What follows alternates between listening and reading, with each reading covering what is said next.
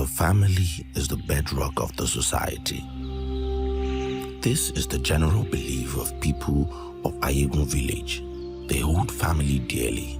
Everyone look out for one another. Their farmlands flourish. Their animals give birth in multiples. Their storehouses are filled with farm produce. But suddenly, Ayegun village began to experience a great turmoil. First, the rain ceased. Drought struck the land. Deadly diseases broke into the village. People began to die of strange illnesses. Their once lush farmlands soon withered off, and famine set in. The elders sent for Adifala, the Ifa priest, who consulted Ifa to know the cause of their problem and how it can be stopped. A taboo has been committed, says Adifala.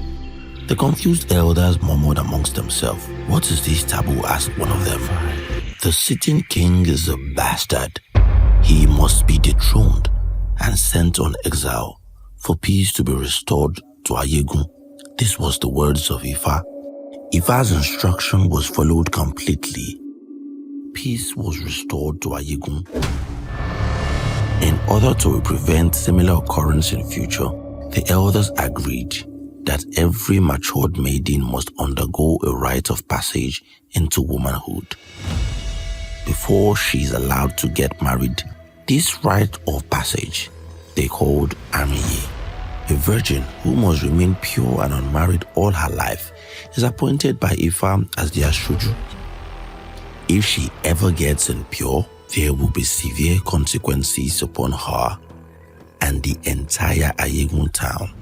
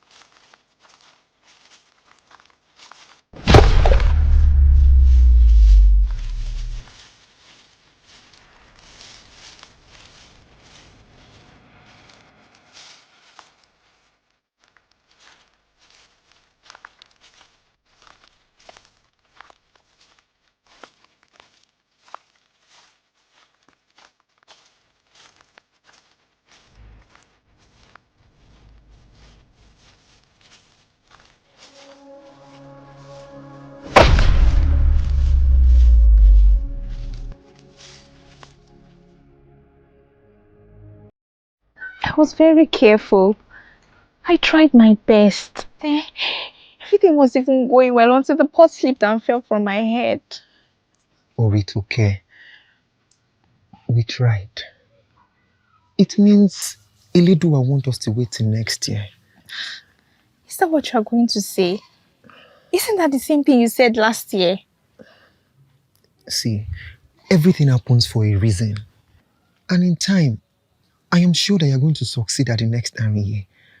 And we'll be together forever. I am fed up. I want to be married to you. I want to have your children. Don't you want the same thing? Of course I want it too. But it's okay. We are helpless. There's nothing we can do about this. We just have to wait till next year. What if there's a way out? Huh? Let's run away. Let's get married and run away. Oh, it's okay. We can't do that.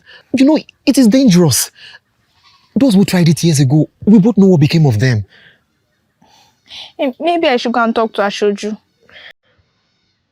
Oh, it's okay. There is nothing Ashoju can do about this. It is tradition. It is superior to us all. I am confident that you're going to succeed at the next time here. What if I fail again? I will wait. I will wait until you get it right.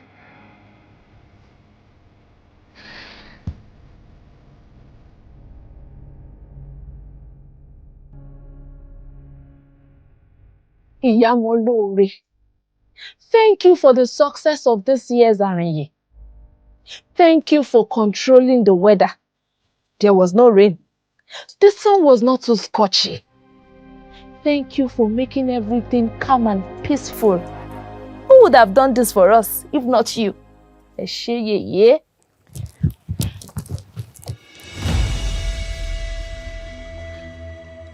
Laniu. Yes, it is me. What are you doing here? That kind of question from a woman who was almost my wife? I'm heartbroken. I didn't mean it that way. It's just that I've not seen you in 7 years. Yes. I have been counting. And do you know why? Because this past 7 years have been the most miserable years of my life. Every single day, I keep thinking about you. I haven't stopped loving you, Rike. Ashoju. Oh, please. To the people of Ayegun, you might be Ashoju. But to me, you're forever my Rike. The girl with whom my heart belongs. Laniu. That was in the past. I am a different person now. I am Ashoju, the custodian of Arinye ritual. It's true what the elders say. When lies linger for too long, people might start to believe them as the truth. I try to forget you, Rike. I try to move on with another woman. But everything about her reminds me of you. And I became miserable. Rike, I really love you. And I know you still love me. Please leave. Tell me you don't love me anymore.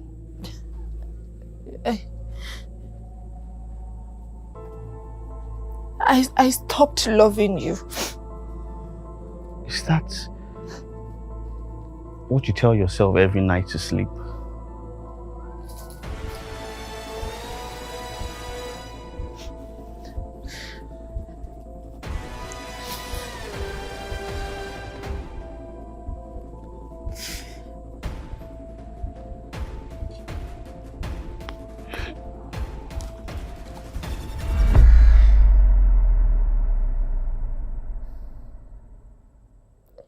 We have committed a taboo. And the consequence will be disastrous. As long as you're beside me, I'm ready to face any consequence. Ashoju. Ah!